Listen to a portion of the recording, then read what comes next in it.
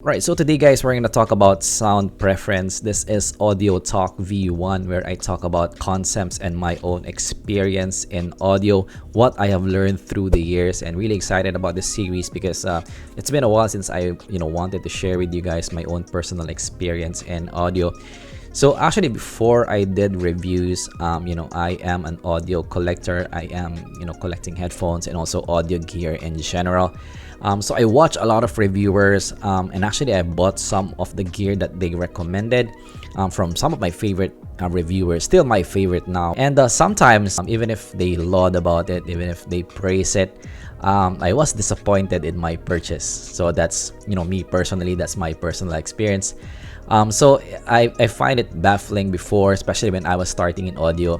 Why would you recommend something like this? I didn't really like it. But after now, I'm getting more, experience in audio after reviewing a lot more headphones now. And I realized that in choosing audio gear, what might work for a reviewer, might not work for you. Audio is a very subjective hobby to be in. When I'm starting audio, I didn't know about that, how subjective it is. That's what I want to discuss here in this video. So I have 3 points for today. So this is not scientific, in any means, but this is just my personal experience.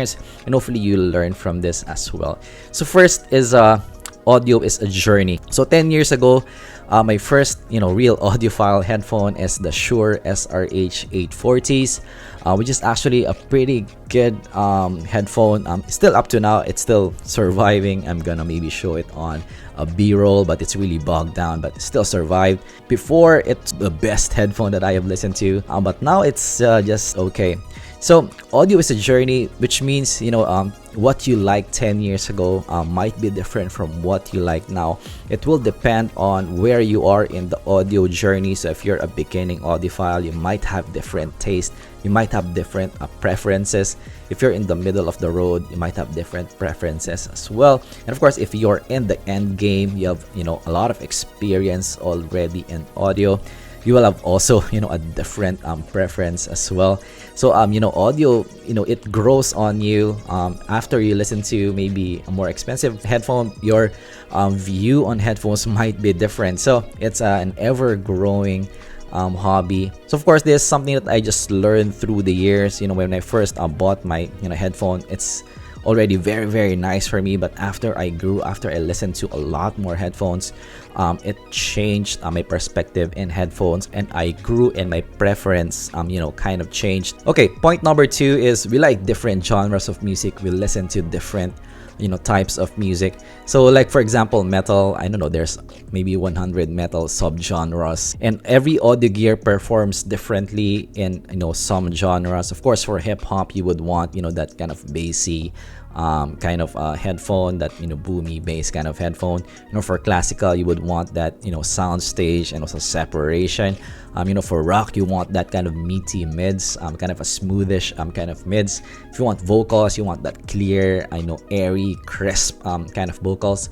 And if you want some pop, of course, you want that V kind of shape. So different genres, different types of music. There's a headphone that fits a certain type of genre. So actually, that's why I have a couple of headphones here. If I'm gonna listen to a certain genre, I have headphone to pick. That's why a lot of people like a neutral kind of sound, because neutral is very playable in several genres. It's very kind to several genres, because some headphones are not that fitting for some genres. It actually sounds bad in some genres. So maybe, for example, bass heavy headphones might not be that good. Tracks that require some macro details, some intricacy, some separation. So different headphones, different folks, different genres, it fits different kind of music. Alright, next, and might be biological, is we just have different ears. So some ears are big, some ears are small. Some perceive sibilance differently. Some are treble sensitive. Some doesn't like bass. Some doesn't like high. Some doesn't like air. Some of us just perceive music differently. So that's why when I do my reviews, I mentioned that some people, especially if you're treble sensitive, might find this a bit sibilant, because for me it's not sibilant, but for some people it might be piercing to your ears. So for me personally, I'm not that treble sensitive, but I have tried some of my earphones and headphones for some people, and they cannot listen to it at all. it's hurting for their ears. So that's your makeup of your eardrum. Some actually have hearing problems, and also some because of the size of their ear, the fitting on your ear of your tips. Also the headphone on your ear perceives sound differently.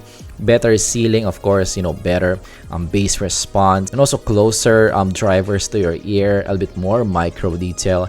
So that small differences, it means the world in audio. It changes the sound.